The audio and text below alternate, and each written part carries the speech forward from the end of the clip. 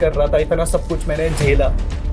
एक मास winded trauma से उस शो के अंदर गया हूँ कि हाफ ऑफ इंफॉर्मेशन करके बस मेरी धज्जियां उड़ाई जा रही थी। मैं आज वो चीज़ रखना चाहता हूँ कि किसके माँ बाप नहीं आएंगे जब मैं इतना सब कुछ शो में था, बाथरूम में जाकर के रोता था। कभी बाहर एक दो बार ही रोया हूँ केवल स्टार्टिंग में। बाथरूम तू सह ब्रो, मैं सह रहा था। उसके बाद देखो तुम्हें बहुत अच्छे से मालूम होगा कि अमेरिका और हमारी इंडिया की फिल्म इंडस्ट्री की सिर्फ और सिर्फ एक ही आदत है कि जो इनके सामने नंगा हुआ है वो इनके लिए हमेशा ही चंगा हुआ। इसका बहुत बड़ा एग्जांपल है बिग बॉस, क्योंकि बिग बॉस में आके जो इंसान सलमान खान की सबसे ज्यादा महिमा मंडन करता है, उसको बहुत ज्यादा अच्छा मानता है, सलमान खान का फैन बताता है, उसका हमेशा जीवन बहुत अच्छा चलता है बिग बॉस में या फिर उसके बाद भी। वरना जो कोई भी उनको जवाब देता है उसका नतीजा सबको पता है। झुक के रहना पड़ेगा मेरे आगे। तुम्हारी आ रहा हूँ बेटा, मैं तेरे पास आ रहा हूँ। कसम खुदा की तरफ कुत्ता नहीं बना दिया ना तो मेरा नाम सलमान खान भाई। देखा। और जो इंसान के बिल्कुल ही नीचे आ जाता है तो उसकी तो मौज ही हो जाती है। क्या देंगे टीवी में? आप जो मांगो।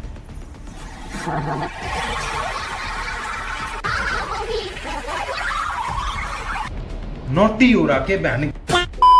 और ये किसी पर्टिकुलर सीजन की बात नहीं है, हर सीजन की बात है। हर दूसरे तीसरे सीजन में तुम्हें ये चीज़ बिल्कुल दिख जाएगी, या फिर ये हो या फिर इनके भले बनने वाले ये क्यों ना हो। देखो अब तुम्हें बहुत अच्छे से मालूम होगा कि अभी कुछ समय पहले पिछली साल ही बिग बॉस का OTT वाला सीजन हुआ था जिसमें एल्विस यादव जी जीते थे, जिसमें सबसे पहली बार कोई अच्छा कोई कंटेंट क्रिएटर आया था, बड़ा नाम आया था। उसके पीछे काफ़ी ज़्यादा लोग ट्राई कर रहे थे कि हम भी बिग बॉस में चले जाएँ। उसके टाइम पर बिग बॉस की हाइप भी बहुत ज़्यादा हुई थी। ऐसे में काफ़ी ज़्यादा बड़े दो नाम आए थे, UK07 राइडर और मुनव्वर फारूकी। हालांकि मुनव्वर फारूकी बड़ा क्रिएटर, और सिर्फ यही नहीं, काफ़ी ज़्यादा अलग अलग क्रिएटर भी आए थे। काफ़ी डेली सोप के सीरियल स्टार्स वगैरह भी आए थे जो कि खासकर कपल्स में आए थे, जिसमें थे बहुत बड़े नाम है अंकिता लोखंडे और ऐसे काफ़ी ज़्यादा बहुत बड़े नाम है जिनको मैं जानता भी। शाबाश! अंकिता लोखंडे हेडलाइन देखो, हाई मेंटेनेंस। ऐसा नहीं है सर, छलना चूत। ऐसा नहीं है, ऐसा है, तभी तो तुमने बिजनेसमैन से शादी की। देखिए अंकिता किसी भी बात पर गुस्सा हो सकती है क्योंकि मैं शायद अभी किस टाइप के लोगों से चिड़ मचेगी इस घर में। आई थिंक किसी से चिड़नी मचेगी। तो इन सारी चीज़ों से पता चलता है कि एक हस्बैंड में बहुत अच्छी क्वालिटीज़ होती हैं कि वो सामने वाले को या फिर अपने पार्टनर को बहुत अच्छे तरीके से जानता है, समझता है। पर वाइफ में ऐसी क्वालिटी बिल्कुल भी नहीं होती। सबसे पहले दीदी कह रही थी कि उनके हस्बैंड किसी से चिड़ ही नहीं सकते, बाद में पता चला कि यही ऐसा हो सकता है उनके साथ। I'm not like you. Please be in your conduct and then fight. अगर एक के साथ ठीक से रह सकती है ना तो मेरे साथ रह। जिसके साथ जो करना कर और फिर जो कर वो कर रहा है तो उसको फेस कर। ये सब सही है क्या? कहीं भी घूमते फिरते स्टूपिड यार। मेरे साथ अन्याय हुआ है, मेरे साथ अन्याय हुआ। हस्बैंड जी बिल्कुल अच्छे से जानते थे कि इसको एंगर इश्यूज है और सबसे पहले ये मुझसे से आके लड़ेगी, इसीलिए पहले ही कह दिया। देखो जब ये शो शुरू होने वाला था तो अंकिता लोखंडे ने ये कहा था कि मैं अपने रियल लाइफ और रियल फेस लोगों को दिखाना चाहती हूँ कि आखिर उन लोगों को ये पता चले कि हैशटैग सेलिब्रिटीज की असली शक्ल कैसी होती है, वो बिना मेकअप कैसे रह पाते हैं, वो इन रियल लाइफ कैसे बिहेव करते हैं। और मुझे लगता है कि इन्होंने ये सब बोल के सबसे बड़ी गलती कर दी, क्योंकि इनका सबसे ज्यादा बंटाधार इन्हीं का ही हुआ है। क्योंकि सबसे ज्यादा गंदी फेस वैल्यू इस शो में आने के बाद अंकिता लोखंडे की बनी है। सबसे पहले तो इन्हें लोग समझते थे कि अंकिता लोखंडे जैसी कोई हैपनिंग एक्ट्रेस कोई है नहीं जो हमेशा खुश रहती है, लोगों को खुश रखती है। पर अब पता चला कि सबसे बड़ी डायन तो यही, सबसे बड़ी कलीसी इंसान तो यही पैदा हुई थी धरती पे। और ऊपर से बिना मेकअप वाली बात तो अगर हो तो ये चेहरा देख के मुझे आज भी कभी कोई डर लग जाता है। Yes my son. उधर क्या? ऐसी क्या चीज है जो बच्चों को डरा रही है? हमें शेर को डरा के दिखा।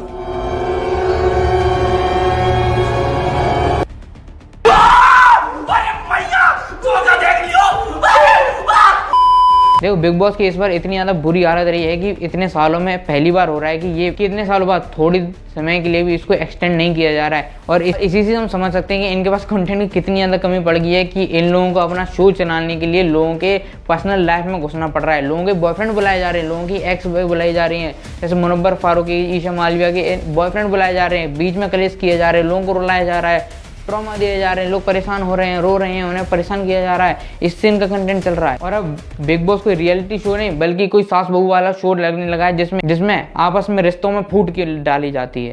यहाँ पे बात करें ईशा मालविया की, तो ईशा मालविया बिग बॉस में आई थी और जिनका कनेक्शन अभिषेक नाम के कंटेस्टेंट से बहुत ज़्यादा अच्छा बन गया था, वो उन्हें पसंद करने लगी थी। पर बीच में इनके बीच में फूट डालने के लिए इनके एक्स बॉयफ्रेंड यानी करंट बॉयफ्रेंड को साथ बुला लिया गया, जिसकी वजह से काफ़ी ज़्यादा ड्रामा बना था। और इतना नहीं, अभिषेक तो मान लो ऑलमोस्ट डिप्रेशन में चले गए थे, जिसकी वजह से उनकी काफ़ी ज़्यादा हालत खराब हुई थी। मुझे इसमें ईशा की बिल्कुल भी गलती नहीं लग रही, क्योंकि आखिर इन लोगों को आपस में रखे ही तो देखो, मुझे कम से कम घंटों लगे इन दोनों के बीच में फर्क पता करने के लिए। इतनी ज्यादा हमशक्ल टाइप की शकल है इन दोनों की, एक दूसरे के इतने ज्यादा हमशक्ल लगते हैं कि मैं खुद नहीं पहचान पा रहा, तो ये कहां से पहचान लेगी। लड़कियां अपने पार्टनर में अपने पिताजी की शक्ल देखती हैं, पर इन लोगों ने अपना पार्टनर बनाने के लिए अपना बॉयफ्रेंड ही देख लिया उसमें। और वैसे इस लड़की का मुझे दिमाग पे बिल्कुल भी भरोसा नहीं है, कब किसकी साइड हो जाए बिल्कुल भी कोई भी नहीं कह सकता। इसका बिल्कुल भी भरोसा नहीं है, क्या पता आज सलमान खान के साथ है तो कल हिरण के साथ भी जाके बैठ जाएगी, या फिर विवेक ओबरॉय को भी अपना सगा भाई बताने लगी। इसका बिल्कुल भी भरोसा नहीं है। एक तरफ पहले अभिषेक को बहुत ज्यादा पसंद करती थी, तो उसके बाद सम्राट को गाली देने लगी। जब सम्राट उसका अच्छा हो गया तो अभिषेक को गाली देने लगी, कहीं अभिषेक को पसंद करने लगी, कहीं सम्राट को पसंद करने लगेगी। भैया एक चीज पे तो कभी टिक जा बहन मेरी। और ऐसा बिल्कुल भी नहीं है, ये इनके साथ अकेला हुआ है। शो में जब तड़का बिल्कुल ही नीचे गिर गया था, तो शो में तड़का लगाने के लिए मुनव्वर फारूकी के ना जाने कितने ज्यादा कर्म कांड खोल डाले और ना जाने कितनी बुरी हालत कर दी। अगर मैं सारी चीजें बोलने लगूंगा तो क्या पता मुझ पर लोग गाली भी देने लगे, उल्टा सीधा बोलने लगे। पर एक बात जरूर कहूंगा, भाई ने हमारे देश में मैरिज एक्ट का बहुत अच्छा फायदा उठाया है, बाकी आप लोग समझदार हैं। क्योंकि शो में आने के बाद पता चला कि भैया एक साथ 3-3 4-4 लोगों को घुमा रहे हैं और न जाने सबको शादी का वादा करके बैठे हुए हैं। भाई तुम तो सही में ग्रेट हो। सैफ अली खान तो ऐसे ही बदनाम है, तुम हो असली।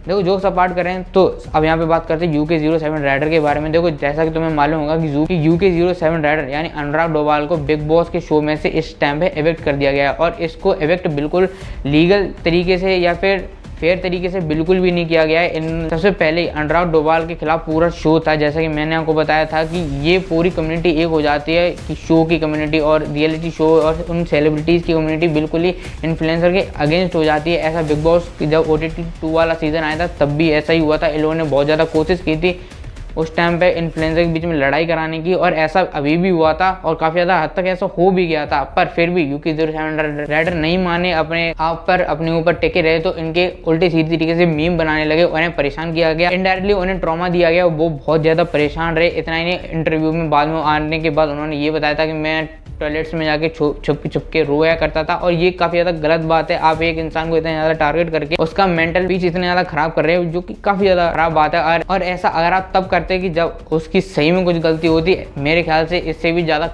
खराब कंटेस्टेंट इसी साल में नहीं और पिछले साल में भी और काफ़ी ज़्यादा पुराने सीजन में भी आए हैं, और किसी के साथ ऐसा बिल्कुल भी नहीं हुआ। पर इसी साल हुआ, पता नहीं क्यों, शायद UK07 राइडर के साथ वही हुआ जो एक टाइम पे किसी एक और कंटेस्टेंट के साथ हुआ था, जो कि सलमान खान के खिलाफ हो गया था, और बिल्कुल वैसा ही हुआ इसके साथ। इसको जानबूझ के एलिमिनेट किया गया और काफ़ी ज़्यादा परेशान किया गया, जो कि काफ़ी ज़्यादा गलत है। उड़ता तीर बैक साइड में लेना, बिल्कुल ऐसा ही हो रहा है इस टाइम पे। काफ़ी ज़्यादा अच्छे कंटेस्टेंट को ये लोग निकाल रहे हैं, एविक्ट कर रहे हैं, और ऐसा ही चलता रहा। और अगर मुनव्वर फारूकी जैसे लोग अगर जीत गए तो मेरे ख्याल से बिग बॉस भी बॉयकॉट हो सकता है, क्योंकि जैसा कि आपको मालूम होगा कि एक और ऐसा शो आया था कंगना रनौत का, जिसमें मुनव्वर फारूकी को जिता दिया गया था वन साइडेडली और काफ़ी ज़्यादा गलत तरीके से जिताया गया था। जो डिजर्विंग था उसे नहीं जिताया गया था, जिसकी वजह से कंगना रनौत का पूरा करियर खत्म हो गया, उनकी ना ही सबसे पीछे चली। हालांकि ऐसा बिल्कुल भी नहीं है कि सलमान खान का करियर नहीं चलेगा, उनका तो करियर चलेगा, पर मेरे ख्याल से बिग बॉस को लोग उतना पसंद मेरे ख्याल से अब कभी नहीं करेंगे। और मेरे ख्याल से ये स्ट्रेटेजी बिल्कुल भी बदल देनी चाहिए, शोज मेकर्स को और स्क्रिप्ट राइटर्स को बिल्कुल ही बदल देनी चाहिए। एक इंसान को इतना ज़्यादा टारगेट नहीं करना चाहिए, चाहे वो किसी भी कम्युनिटी से हो, चाहे वो सेलिब्रिटी हो या फिर इन्फ्लुएंसर हो, कोई भी हो, ऐसा बिल्कुल भी नहीं करना चाहिए। हमेशा अनबायस्ड रह के ओपिनियन देने और डिसीजन लेने चाहिए।